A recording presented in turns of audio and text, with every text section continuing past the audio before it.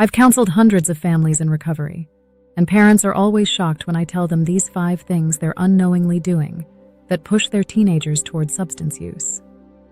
These aren't bad parents or broken families. These are loving, well-intentioned moms and dads who would do anything for their kids, yet their very attempts to protect and guide are creating the exact conditions that increase addiction risk.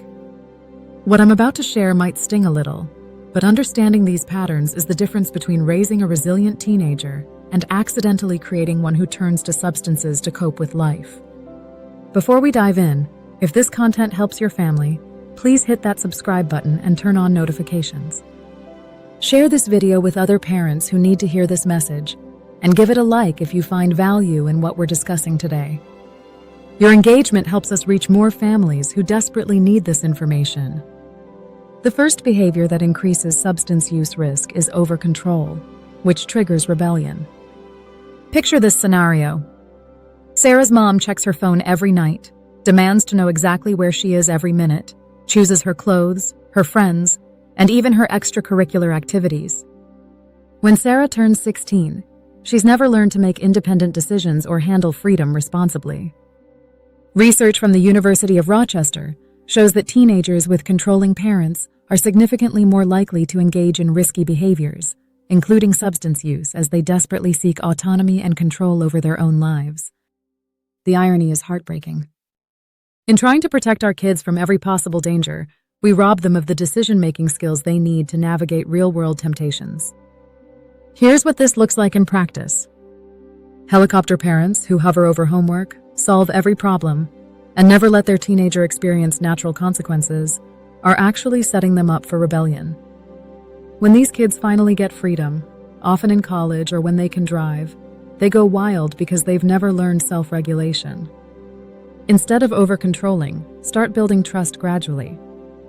Give your teenager age-appropriate choices and let them experience the natural consequences of their decisions while you're still there to guide them.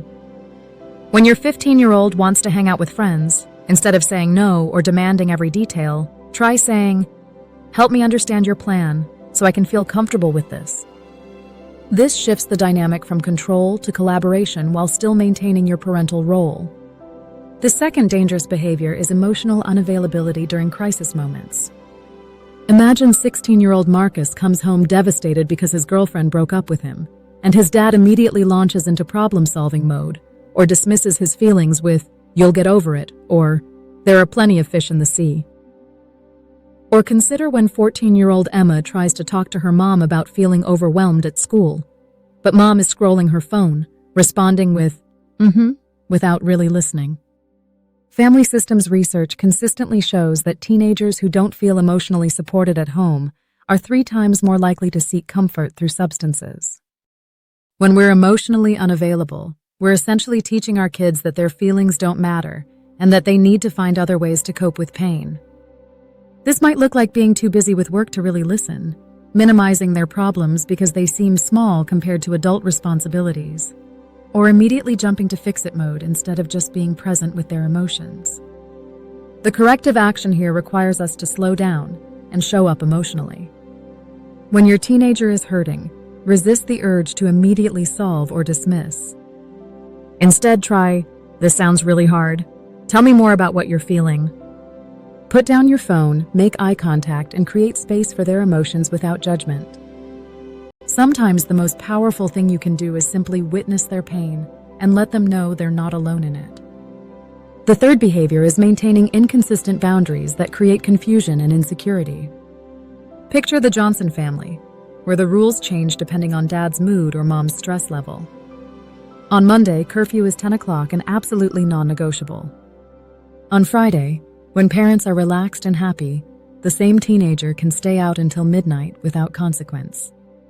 Or consider families where one parent says yes while the other says no, and kids learn to shop around for the answer they want. Research from the American Academy of Pediatrics shows that inconsistent parenting creates anxiety in teenagers and increases their likelihood of seeking external ways to manage that anxiety, including substance use. Inconsistent boundaries don't just confuse teenagers. They actually increase their stress levels because they never know what to expect. Kids thrive with predictable structure, even when they push against it. When rules constantly shift, teenagers lose trust in their parents' leadership and start making their own rules, often with disastrous consequences. The solution requires getting aligned as parents and sticking to agreed-upon boundaries, regardless of your mood or convenience. If you realize a rule needs changing, have a family meeting to discuss it rather than just randomly enforcing different standards. Your teenager should know what to expect and be able to count on consistency from you, even when you're tired, stressed, or having a bad day. The fourth behavior that increases risk is modeling unhealthy coping mechanisms right in front of our kids. This is perhaps the most uncomfortable truth for many parents. Consider the mom who reaches for wine every time she's had a stressful day at work, essentially teaching her daughter that alcohol is how we handle difficult emotions.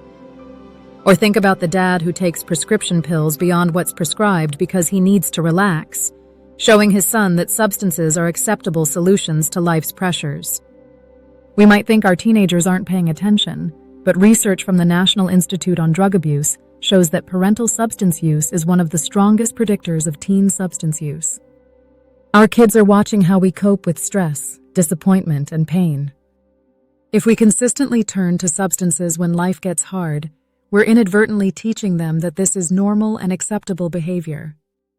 This doesn't mean you can never have a glass of wine or take prescribed medication, but it does mean being mindful of what messages your coping strategies send.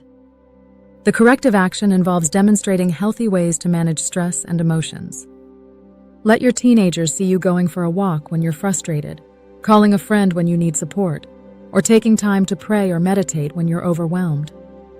Verbalize your healthy coping strategies so they understand you're making intentional choices about how to handle life's challenges. The fifth and final behavior is creating perfectionist pressure that makes substances seem like relief. Picture the family where grades matter more than mental health, where image and achievement trump everything else.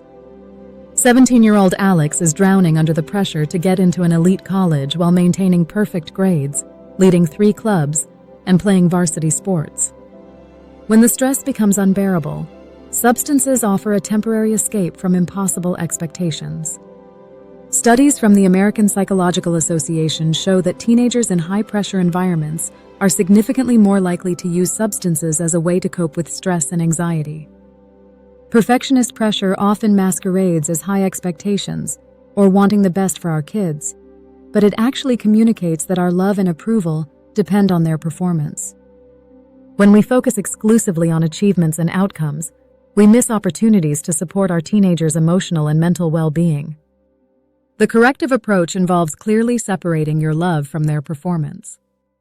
Make sure your teenager knows you love them regardless of their grades, achievements, or mistakes.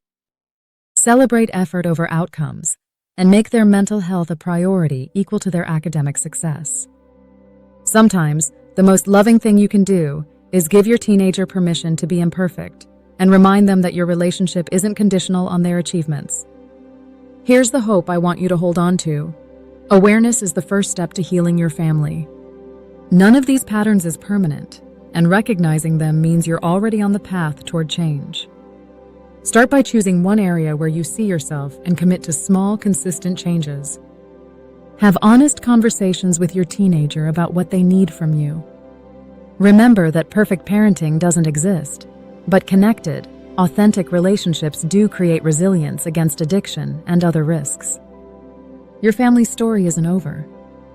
Every day offers new opportunities to show up differently, to love more intentionally, and to create the kind of home where your teenager feels safe, valued, and supported through whatever challenges they face. That foundation of unconditional love and genuine connection is the strongest protection you can offer against the dangers of this world. If this video was helpful, please hit that like button and subscribe to our channel. Don't forget to click the bell icon so you never miss content that could make a real difference in your life. And if you think someone else needs to hear this message, share it with them. Always remember, addiction is not a moral failing. See you in the next video.